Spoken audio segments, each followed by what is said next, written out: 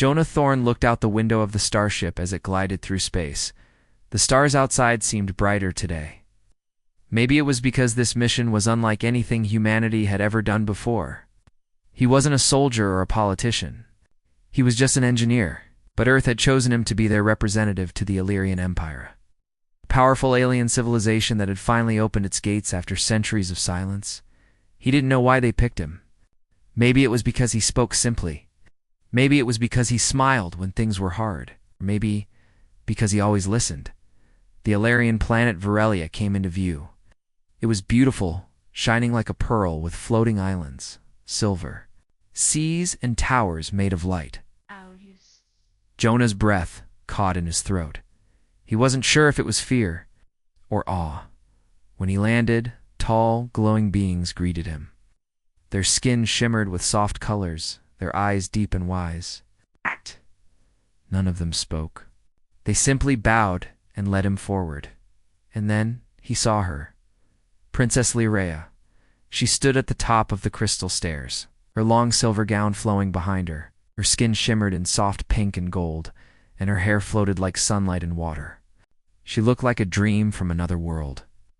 When her eyes met Jonah's, something gentle passed between them. Not words, not thoughts. Just warmth. She came down the steps slowly, gracefully.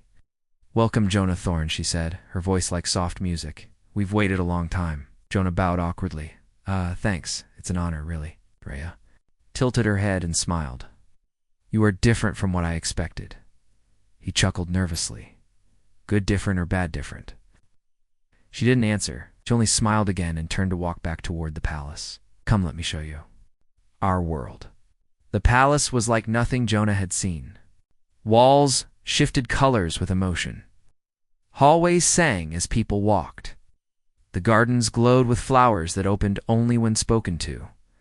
Lyrea explained everything as they walked. Jonah listened, amazed. She didn't talk like a princess. She talked like someone curious, someone who wanted to be understood. That night, during a small welcome feast, Jonah sat beside her. Valerian food sparkled and floated on the plate. He poked it with a fork and made a face. Lyrea laughed. "Don't. Like it looks like it might float away if I wait too long," he said, grinning. She leaned closer. "Then catch it before it escapes." They both laughed. It was rare to hear the princess laugh. It was even rarer to see her enjoying someone's company. After dinner, she asked him to walk with her in the sky garden. It was quiet. Soft lights hung like stars above them. Jonah looked around, overwhelmed. "This place," he whispered, "is like a dream." Lyrea looked at him carefully. "You are not afraid?" "Of course I am," he admitted. "But I'm also curious. You're all so graceful. And I'm just a guy from Earth.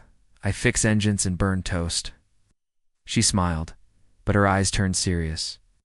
"That's why we chose you." Jonah blinked. "Me? We watched many of your people. Strong ones, smart ones, leaders. But most of them wanted to conquer or compare, just want to understand." Jonah didn't know what to say. He looked down at his hands. "I've never been anyone special." Lyrea's voice softened. "What? You are to me." His heart skipped a beat. The words were simple, gentle, but something in her tone made his chest feel warm. He looked up, and for a moment the whole galaxy disappeared. There was only her. They stood there in silence under the alien sky, two souls from different worlds. Neither of them said anything else. But something had begun that night, something soft, fragile, and beautiful. Jonah didn't know what the future held. He didn't know if peace would come or if his mission would succeed. But he knew one thing for sure. He was no longer just a guest in this world. He was becoming a part of it. Jonah woke up early in his soft, glowing room in the Illyrian palace. The walls changed color with the morning light, shifting from pale blue to gentle gold.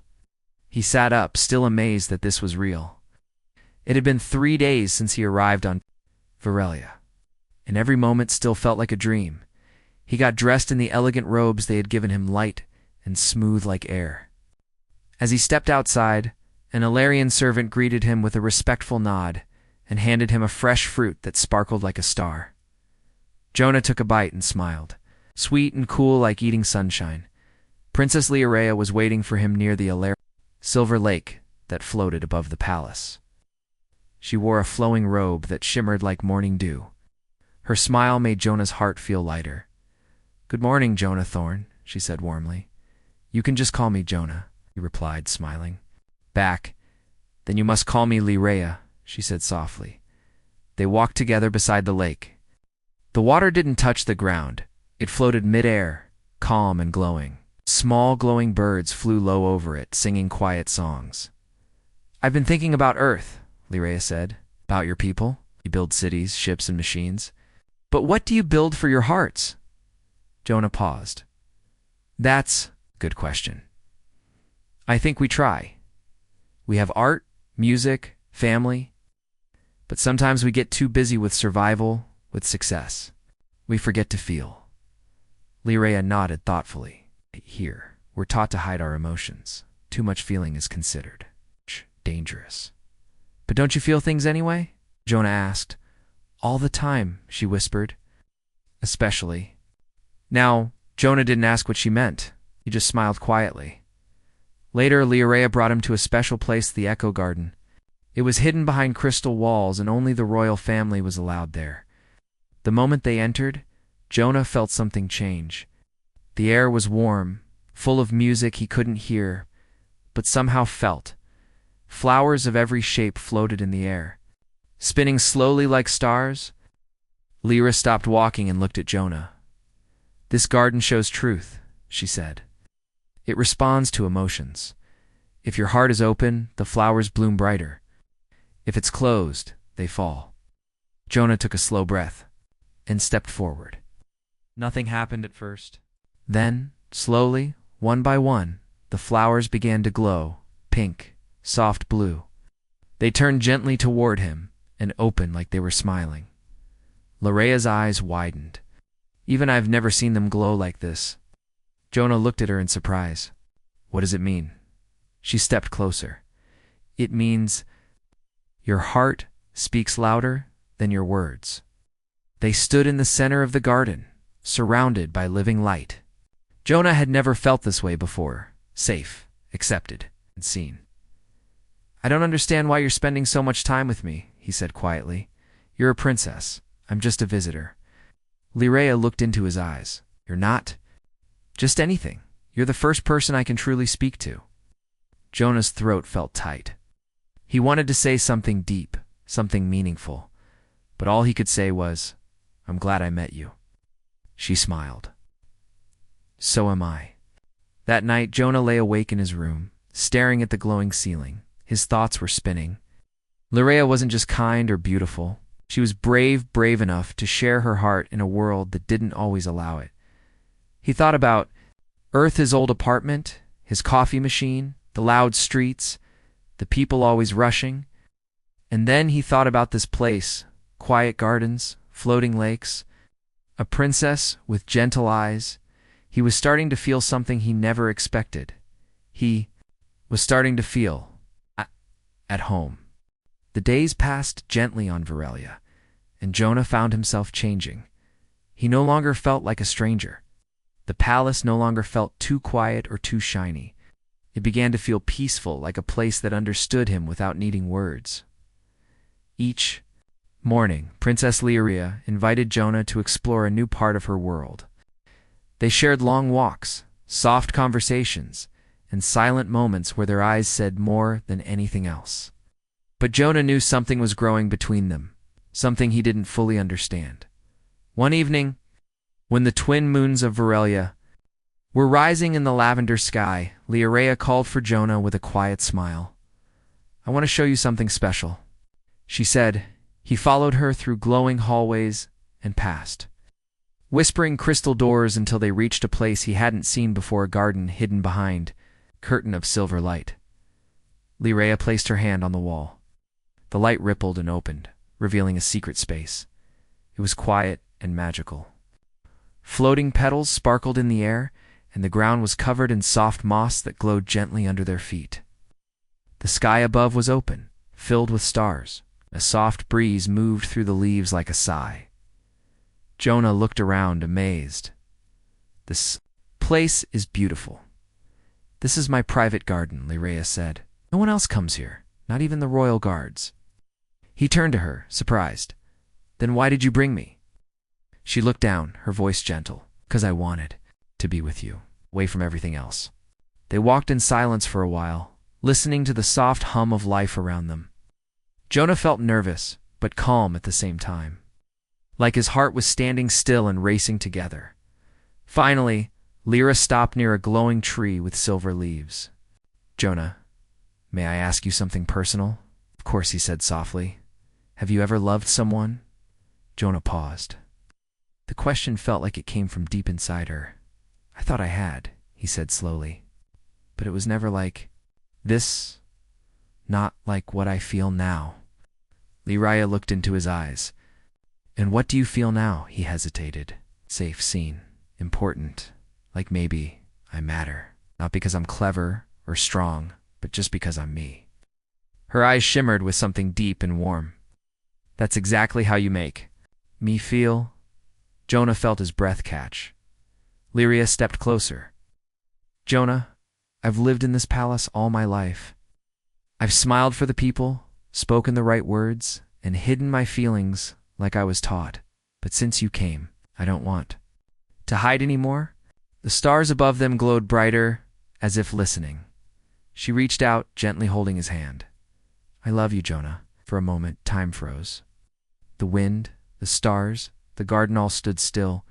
Jonah stared at her, heart pounding. He had never heard words like that spoken with such truth, such beauty. He didn't know what to say. But in his silence, Lyra smiled. You don't have to say it back, she whispered. I just needed you to know. But he didn't stay silent for long. I don't know how love works between a human and an alien princess. He said, voice shaking, but whatever this is, I don't want it to end. Lyraea looked at him with shining eyes. Then maybe. It doesn't have to. They sat beneath the silver tree, holding hands, saying nothing more. In the silence, everything made sense. Two souls from two distant stars had found each other not through fate, not through duty, but through quiet moments, shared laughter, and the courage to feel. Jonah looked up at the stars. For the first time, they didn't feel so far away. They felt like home.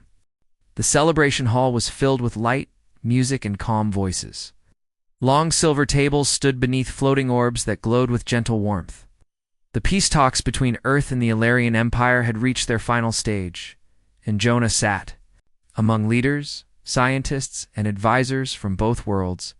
He wore the same elegant robe he'd worn during his first day here. But everything felt different now. His heart was no longer quiet.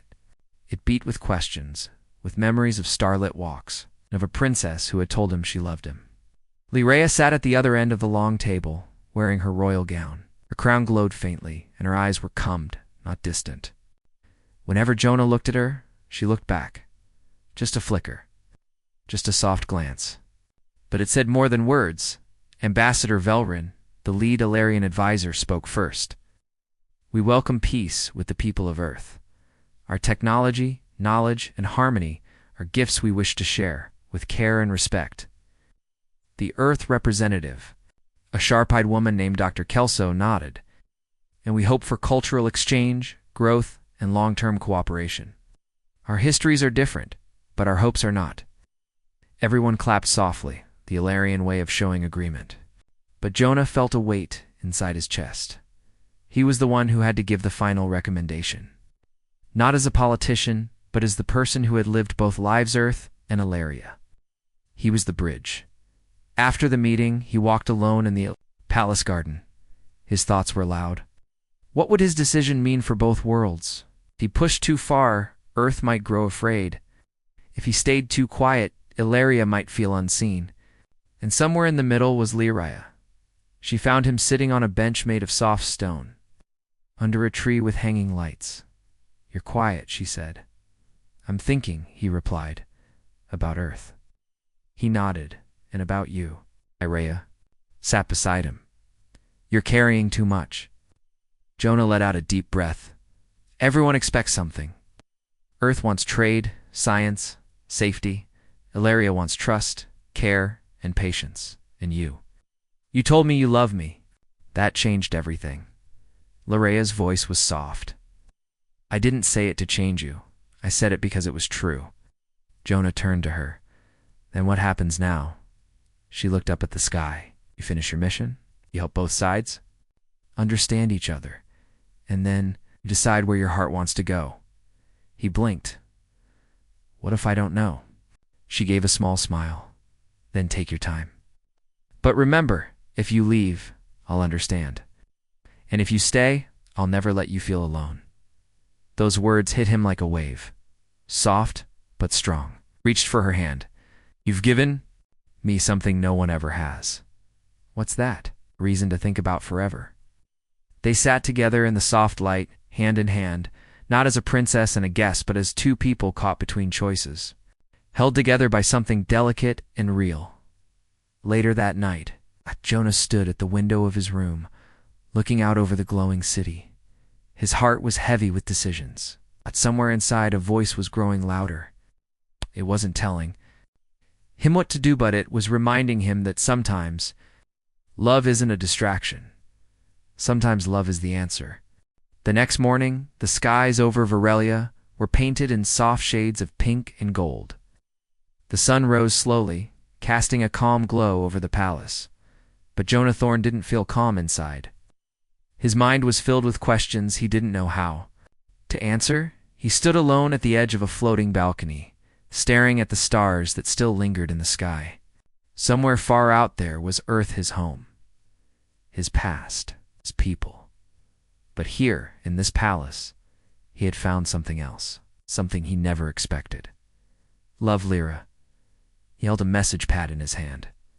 He had written a draft to Earth leadership, explaining that the peace treaty was nearly complete, and the Ilarian people had extended a warm offer of alliance, but he hadn't sent it. Something inside told him to wait. He had also written another message, one meant only for Lyra. A message full of thoughts he couldn't say out loud yet. He hadn't sent that one either. There was too much in his heart, too many paths, too many futures. A soft sound broke the silence. He turned and saw Lyra standing at the entrance to the balcony. She wore a light blue robe, her hair loose and shining in the breeze. I thought I'd find you here, she said gently. Jonah smiled weakly. It's the only place that's quiet enough for my thoughts. She stepped beside him. Do you want to talk about them? He hesitated, then he nodded. I keep thinking what happens next. If I stay here, what will Earth think? If I return, what will I lose? And if I try to live in both worlds, will I belong to either? Lyra looked up at the sky. When I was a child, I used to dream about visiting other stars, but I was told I had to stay here, for duty, for the crown. I never thought someone from another world would bring the stars to me. Jonah turned toward her. You've given me more than I ever imagined, but I'm scared. Of what? She asked softly. That I'll make the wrong choice. She reached out and took his hand. There is no perfect choice, Jonah. There is only the one your heart believes in. He squeezed her fingers gently. What would staying look like, really? Lyra's voice turned tender. We could build a life slowly, carefully. It's not as ruler and guest, but as two people who care for each other. You could teach, create, explore.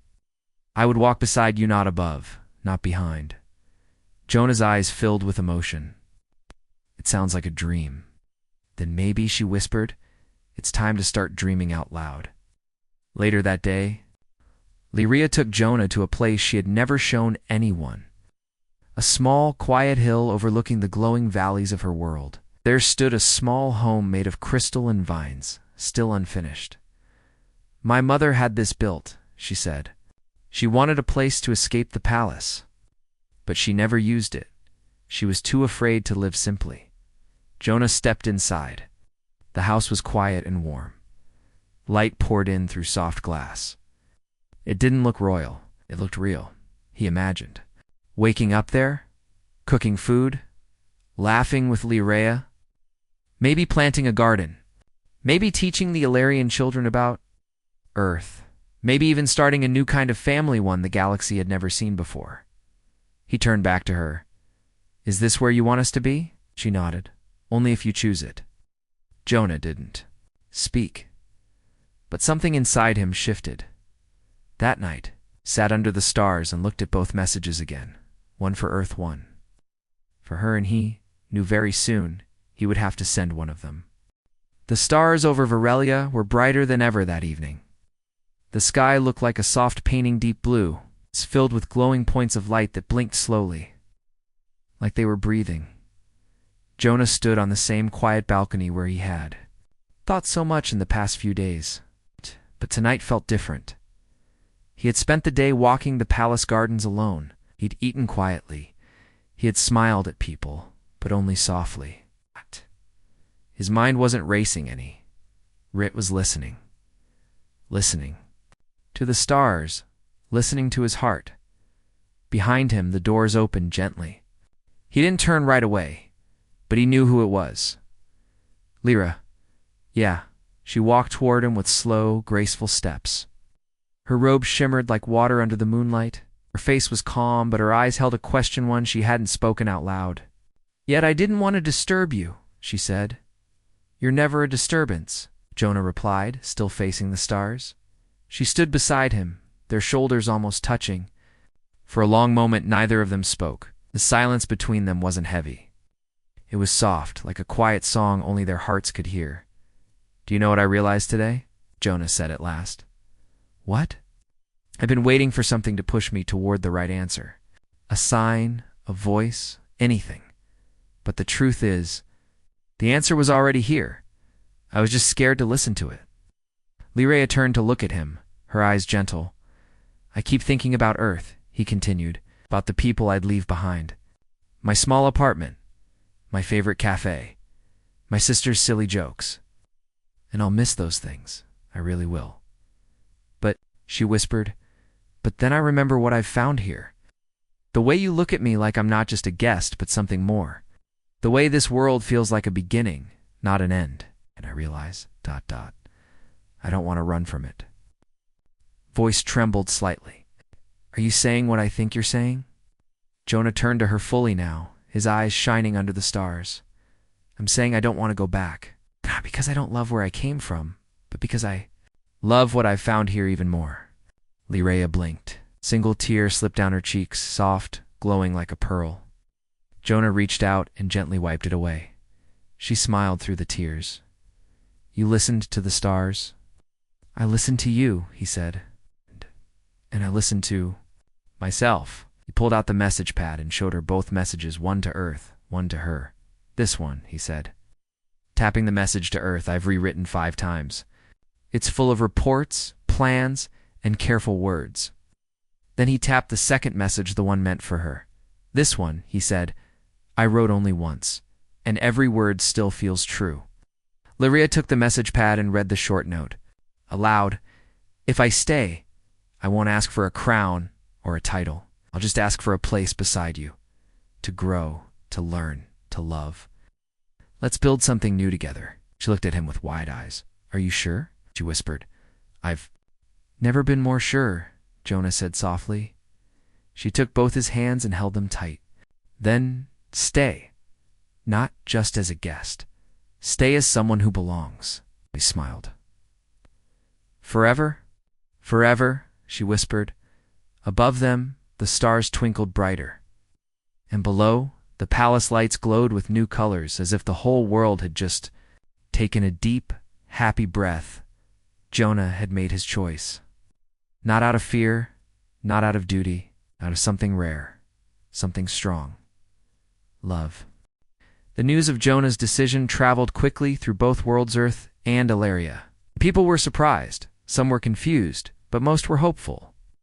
A human had chosen to stay on an alien world, not as a visitor, not as an ambassador, but as someone who had found something deeper, a home, a love.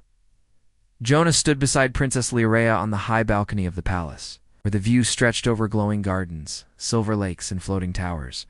Below, a quiet crowd of both humans and Ilarians had gathered. They didn't come for speeches. They came to witness something new, a beginning no one had expected. Rhea reached for Jonah's hand. "You don't need to wear anything royal," she whispered. "I'm fine just like this," Jonah said with a smile, looking down at the simple robe he wore. "I'm not here to be a prince. I'm just me." She leaned closer. "That's exactly who I want." They stepped forward. Together, the Illyrian people bowed softly. The humans watched in respectful silence. There was no crown placed on Jonah's head. No ceremony filled with rules or politics.